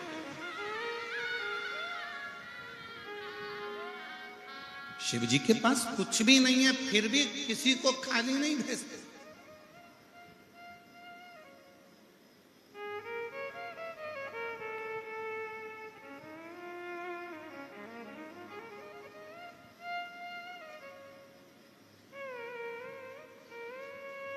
कामदेव शंकर भगवान के लिए शब्दों पर शब्द कहने लगा, शब्दों पर शब्द।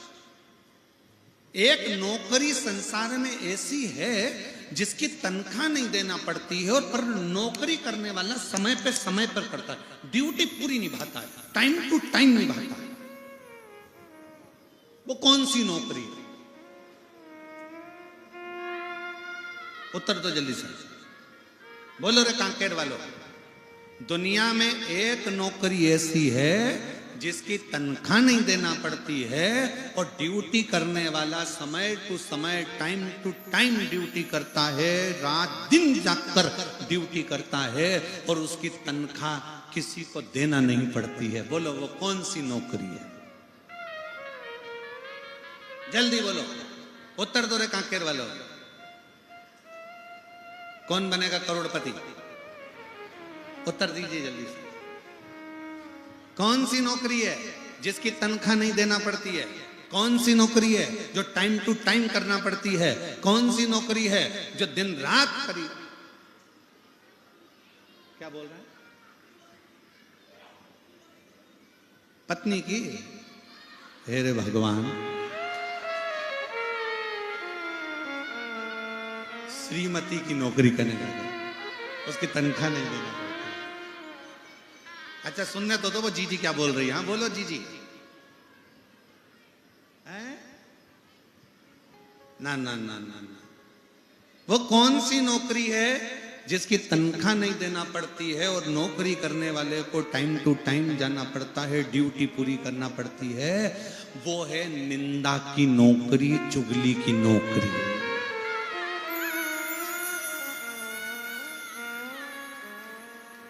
सबकी ड्यूटी खत्म हो जाती है पर चुगल चोटे की ड्यूटी खत्म नहीं होती है।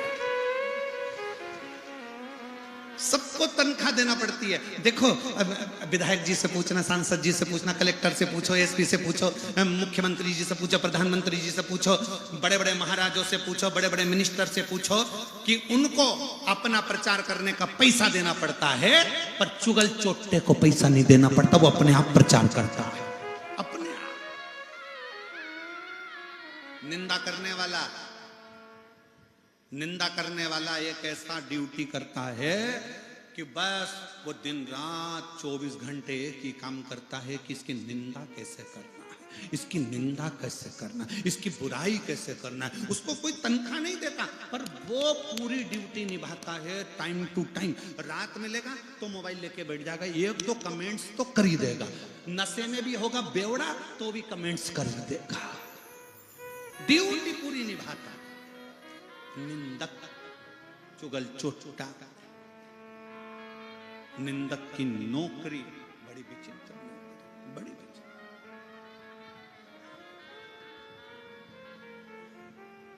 और मेरी जीजियों, सावधान, जय जोहार, सावधान।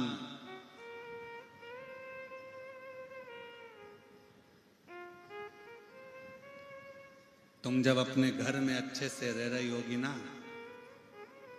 कोई ऐसा व्यक्ति मिलेगा परिवार में या कुटुंब में या रिश्तों में या नातों में, मोहल्ले में, जो तुमको अच्छा नहीं देख सकता।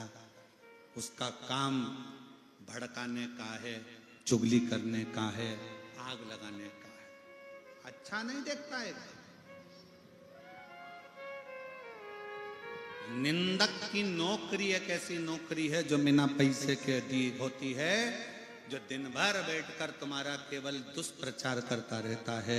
इसने ऐसा कर दिया, इसने वैसा कर दिया, उसने ऐसा कर दिया, उसने वैसा कर दिया। शिव महापुराण की कथा कहती है, कामदेव रति के पति हैं, शंकर सती के पति हैं। कामदेव ने सोच लिया कि शंकर की समाधि तो मैं चुटकी में तोड़ सकता, और दिया तले अंधेरा। अपने ही अपनों को पहचान नहीं पाते, अपने अपनों को नहीं पहचान।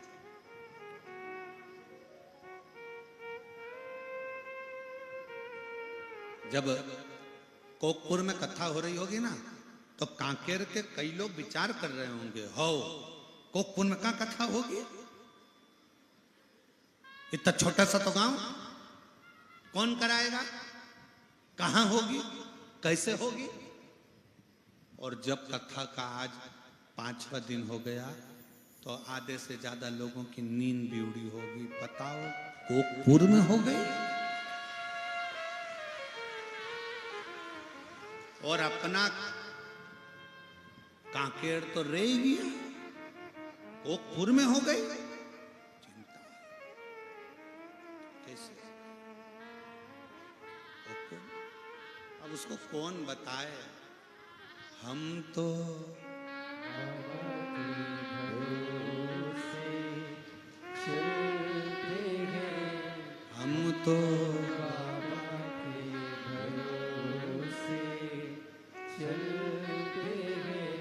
ये दुनिया वाले जलते हैं, ये दुनिया वाले जलते हैं, हम तो बाबा के भरोसे चलते हैं, हम तो बाबा के भरोसे चलते हैं। भीतर कामदेव को लगा कि शंकर की समाधि में तोड़ सकता हूं एक चुटकी में, पर कामदेव ये भूल गए, अपने साड़ू भाई को पहचानना भूल गए कि ये शिव है, शंकर है, ओघड़ी है, दयालु है। शंकर भगवान के लिए कामदेव ने कहा इनके पास कुछ नहीं है, पर कामदेव को ये नहीं मालूम कि रावण को सोने की लंका दे देते हैं, भस्मासुर को आशीर्वाद भस्म होने का दे देते हैं, जो अंधकासुर को भी पाताल लोक दे देते हैं, जो चोर को कुबेर बना देते हैं, जो भगवान नारायण को लक्ष्मी दे देते हैं, वो साधारण शंकर नहीं है, जो आता है अपने पास भले कुछ ना हो पर सबको दे देते हैं। और कितने बड़े दानी शंकर भगवान, कितने बड़े दानी कि लंका के राजा रावण शंकर भगवान के सामने आकर खड़े होकर कहते हैं, भोलेनाथ मेरे पास सब कुछ है, अब मुझे कुछ नहीं चाहिए, बस आपकी धर्म पत्नी पार्वती दे दीजिए। लंका का राजा रावण कहता है कि आपकी धर्म पत्नी पार्वती दे दीजिए। शंकर भगवान पार्वती से मुस्कुरा कर कहते हैं, पार्वती जाओ, लंका का राजा रावण तुम्हें मांग रहा है, आप मुझे रावण को दे रहे हो? पार्वती जी कहती हैं, आप मुझे रावण को दे रहे हो? तो क्या हुआ पार्वती, एक मां क्या बेटे के घर नहीं जा सकती है? एक मां क्या बेटे के घर नहीं जा सकती है? पार्वती जी ने कहा शंकर भगवान से, फिर मां अपना क्रोध भी दिखा सकती है अगर बेटा सही साट नहीं रहे तो? शंकर भगवान ने कहा मां तो मां होती है, क्रोध दिखाना मां के हाथ में। ठीक है, जाती हूं। पालकी में, रावण की पालकी में मां जगत जननी दुर्गा पार्वती बैठ गई, लेकर रावण चले। रावण को चलते चलते मन में आया कि इतनी सुंदर शिवजी की धर्मपत्नी मुझे मिली है। अब मां तो बेटे के घर जा रही थी, पर बेटे की दृष्टि में मां गलत भाव में आ जाए, बेटे की दृष्टि गलत हो जाए, तो बीच रास्ते में पालकी को रोका गया और लंकापति रावण ने कहा कितनी सुंदर है पार्वती देखूं, और अहंकार सिर पर चढ़ा था। पार्वती को देखने के लिए जो पालकी का पर्दा हटाया तो वहां दुर्गा नहीं, वहां तो काली बैठी थी, भद्रकाली। भद्रकाली, चंडी को देखा, काली को देखा तो रावण का केवल चेहरा पीला नहीं पड़ा था। अब नहीं बोलूं तो अच्छा, रावण का केवल चेहरा पीला नहीं पड़ा था। जब मैं जगत जननी को देखा, जगदम्बा को देखा, काल रात्रि मां कुष्मांडा, मां काल रात्रि को, चंडी को जब देखा, रावण के तो जितने 10 सिर थे, 20 आंख रावण की टपटपाने लगी, थर-थर कांपने लगा, थर-थर। डोली को छोड़ा, रावण वापिस कैलाश भागा, वापिस कैलाश। और ये कथा क्यों सुना रहे हैं? भारत की भूमि पर रहने वाली मां जगत जननी जगदम्बा ने अपना असली रूप दिखाया तो रावण वापिस भागा है। और मेरा निवेदन है सनातन धर्म की इन बेटियों से कि तुम भी वो देवी हो, कोई तुमको अगर आंख उठाकर देख ले तो तुम भी अपना चंडी का रूप दिखाने में पीछे मत हट जा।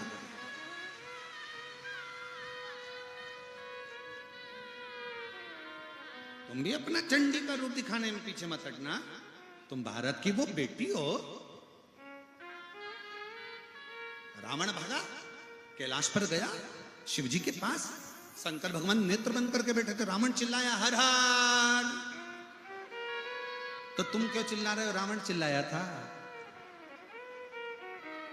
रावण फिर चिल्लाया हर हर महादेव। जैसे रावण चिल्लाया, शंकर जी के नेत्र खुल गए। शिवजी ने पूछा,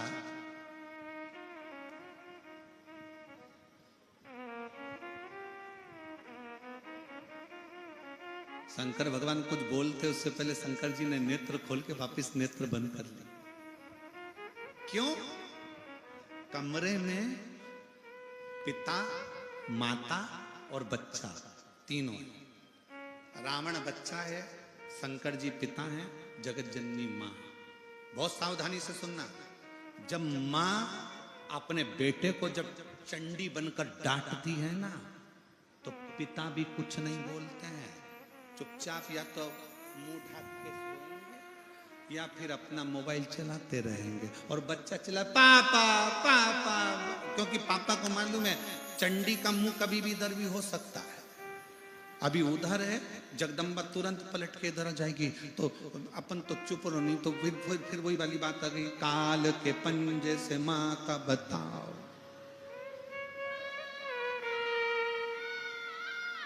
अभी वो भैया कह रहे थे ना, भैया क्या बोले थे कि जिसकी तनख्वाह नहीं देना पड़ती,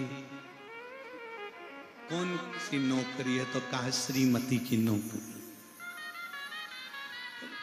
तो ये फिर चिल्ला काल के पंजे से, मतलब शंकर भगवान ने नेत्र बंद कर लिया, वापस खोले नेत्र बंद करे, क्योंकि शिव जी को मालूम है कि रावण अगर आया है और रावण आएगा, और जगत जननी ने उधर अपना रूप दिखा दिया है। बच्चा अगर चिल्ला रहा है तो मां कुछ हित करना चाहती है,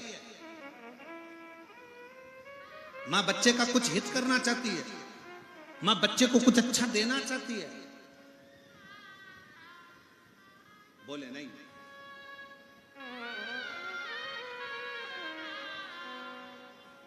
रावण फिर चिल्लाया हर हर। रावण ने फिर आवाज लगाई, और रावण ने जैसे ही आवाज लगाई, आवाज लगाते से ही रावण ने जैसे ही आवाज लगाई, चिल्लाते ही रावण ने पुनः शिव जी का फिर ध्यान, शंकर का फिर। अब क्या देखा रावण ने? पार्वती जी को रावण लेकर गया था। रावण, शंकर भगवान नेत्र खोलकर बोले रावण क्या बात है? लंकाधिपति रावण ने कहा प्रभु माता जी के क्रोध को थोड़ा सा शांत करवा दीजिए। शंकर भगवान बोले उनका क्रोध शांत कराने के लिए तो जमीन पे हम लेट जाते हैं, वो जीवान निकाल लेती है, हम कुछ नहीं कर सकते। अब कौन शांत करेगा? शिव जी ने कहा तुमने गलत दृष्टि से देखा है, तुम जाओ निवेदन करो, विनय करो। मां का हृदय बड़ा कोमल हृदय होता है। दुनिया में सबसे ज्यादा कोमल अगर कोई है तो वो जगत की मां है।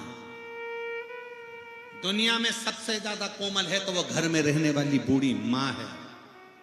बहू ताने पर ताना देती है तो भी अपने कान के बुंदे गले की चेन सास अपनी बहू को ही देती है। बेटा अपशब्द पर अपशब्द कहता है तो भी मां अपने बेटे के लिए दुआ करती है, संतान सप्तमी का व्रत करती है।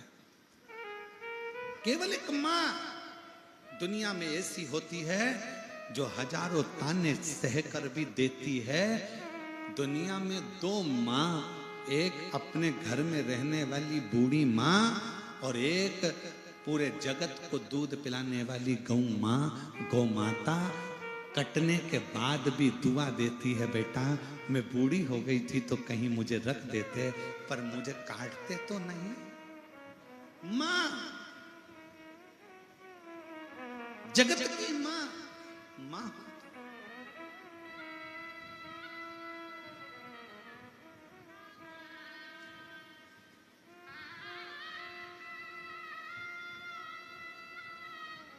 पर लोग नहीं समझ सकते,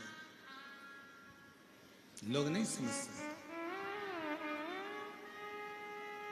एक मां के हाथ में दूध की बोतल है, बच्चा तड़प रहा है, रो रहा है, भूख लग रही है, और मां के हाथ में दूध की बोतल है। दूसरे लोग देख रहे हैं कैसी कठोर मां है, अपने बच्चे को दूध नहीं दे सकती, पर मां जानती है दूध की बोतल में जो दूध भरा है ना बहुत गर्म है, मेरा बच्चे का मुंह जल जाएगा। बच्चा भी नहीं समझ पा रहा है कि मेरे मां के हाथ में दूध रखा है तो देती क्यों नहीं है।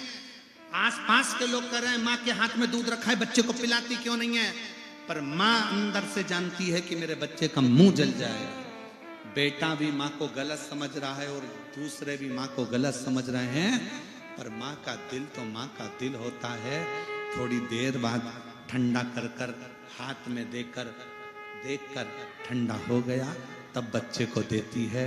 माँ एक ऐसी होती है जो दुनिया के ताने सहकर भी अपनी औलाद को दुआ देती है। वो जगत की माँ होती है, वो माँ होती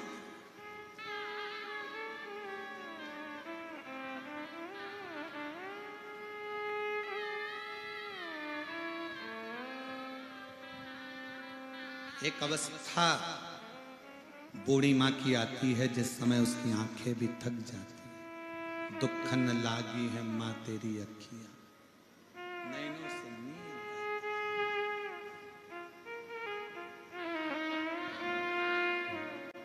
नैनों से जल दुख न लागी है माँ तेरी अखियां, दुख न लागी है माँ तेरी अखियां, मेरे लिए जागी है तू सारी सारी रतिया। हो मेरी निंदिया पे, हो मेरी निंदिया पे तू बलिहारी है। ओ माँ, ओ माँ, ओ माँ, ओ माँ। एक माता का भाव,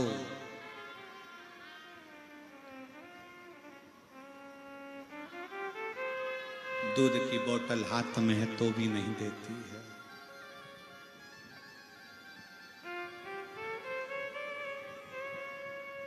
वो माँ, तू कितनी प्यारी है, तू कितनी भोली है, प्यारी प्यारी है। ओ माँ, ओ माँ, शिव कह रहा है मैं नहीं बोल सकता, तुमने माँ का अपमान करा है, तुम जाओ। मैं आज के बेटों से कहना चाहता हूं,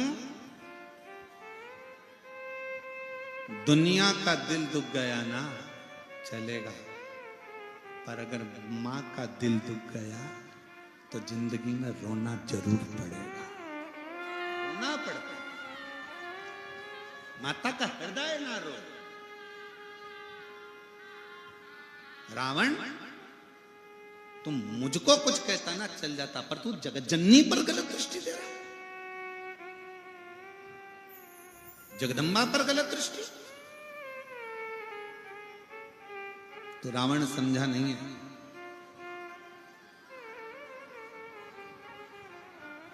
गया लंका का राजा रावण, पालकी में जगत जननी चंडी बैठी हुई थी, पालकी का पर्दा नहीं हटाया। पर्दा लगा था क्योंकि रूप देखकर डर गया था। दूर खड़े होकर स्तुति रावण कर रहा है, माता को निवेदन कर, दूर खड़े।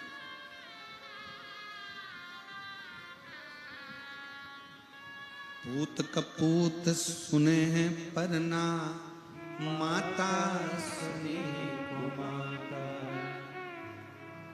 हे माँ, हम बेटे हैं, गलती हो गई। माँ बेटे का है इस जग में बड़ा ही निर्मल नाता, पूत कपूत सुने हैं पर ना माता सुनी को माता, सब पे करुणा दर्शाने वाली, अमृत बरसाने वाली, दुखियों के दुख देने वाली। ओ मैया हम सब उतारे तेरी आरती। और रावण अम्बे तू है जगदम्बे काली, जय दुर्गे गब्बर वाली, तेरे ही गुण गाए भारती। ओ मैया हम सब उतारे तेरी आरती। दूर खड़ा है रावण, पालकी में जगत जननी जगदम्बा। एक बार पर्दा खोलकर जो चंडी का रूप देखा है, दूसरी बार पर्दा नहीं खोलता रावण।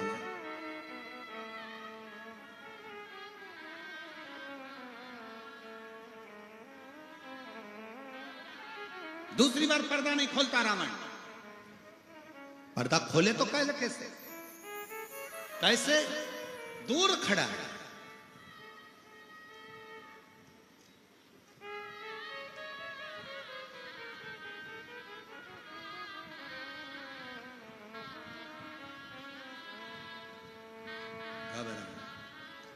मां अंदर बैठी है, क्रोध काबू में नहीं है माता के। डोली में बैठी मां, उनका क्रोध संयमित नहीं है। पिता क्रोध करते हैं तो अपने क्रोध को संयम में कर लेते हैं, पर मां क्रोध करती है तो मुख से बोलती है। और बच्चों को लगता कितनी बोल रही है मम्मी, बहू से इतना झगड़ा कर रही है, इससे बोल रही है, बेटों को बोलती, बहू को बोलती। जब मां गुस्से में आती है तो वो अपने किसी को नहीं छोड़ती। मां जगतजननी जब शंकर पर लात रख देती है तो अपने पुत्रों को क्या गिने। मां क्रोध में आती है, बच्चों को भी नहीं गिनती, बहुओं को भी नहीं गिनती, पति को भी नहीं गिनती। जब क्रोध में जगतजननी आती है, मां आती है तो सबको कह देती है। आज बेटे ने गलत दृष्टि दी है, गलत दृष्टि दी है।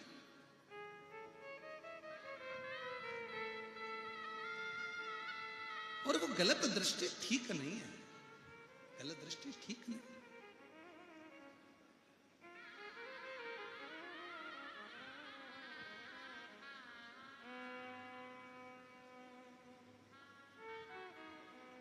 दूर खड़ा रावण स्तुति गा रहा, स्तुति।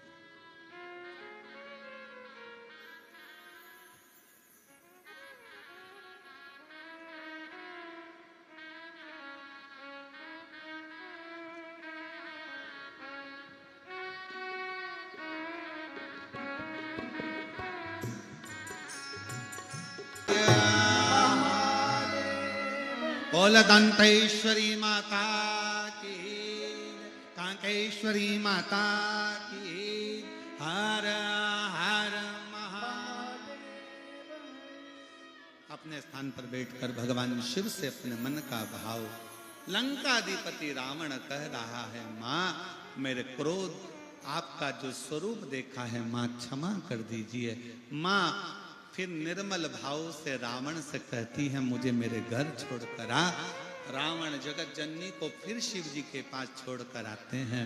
बड़े दिल से बाबा से प्रार्थना करेंगे, श्री शिवाय नमस्तु,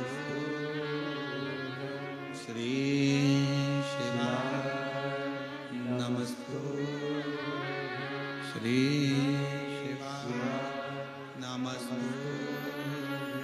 श्री शिवाय नमस्तु, श्री शिवाय नमस्तु। भोला सब दुख काटो, ओ भोला सब दुख काटो। शिव शंकर जप तेरी माला, भोले बाबा जप तेरी माला, भोला सब दुख काटो मां। ओ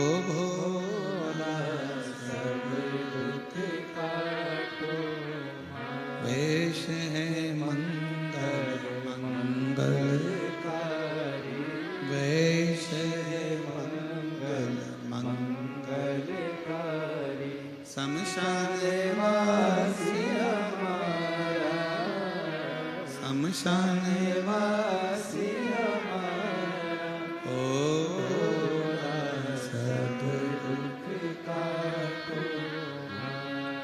होगा सब दुख। का तुम्हारा।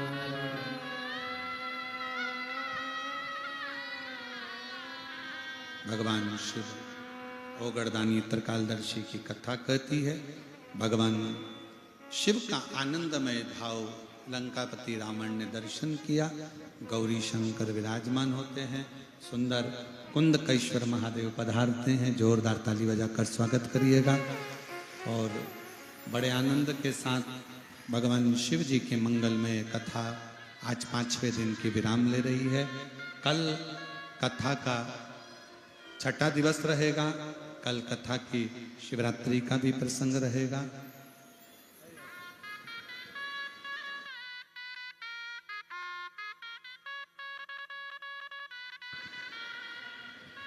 भगवान शिव की कल कथा का छठा दिवस है। बड़े भाव से दिल से कथा का रस तत्व ग्रहण करें और अपने जीवन को सार्थक बनाइएगा। कल कथा का छठा दिवस यही 2 बजे से 5 बजे तक। परसों कथा का समय सुबह 8 बजे से 11 बजे तक रहेगा। मैं माननीय हमारे बीच में सांसद महोदय विराजमान हैं, उनसे निवेदन करूंगा 2 शब्द शिव भक्तों के लिए आप अवश्य कहें। सांसद महोदय श्री भोजराज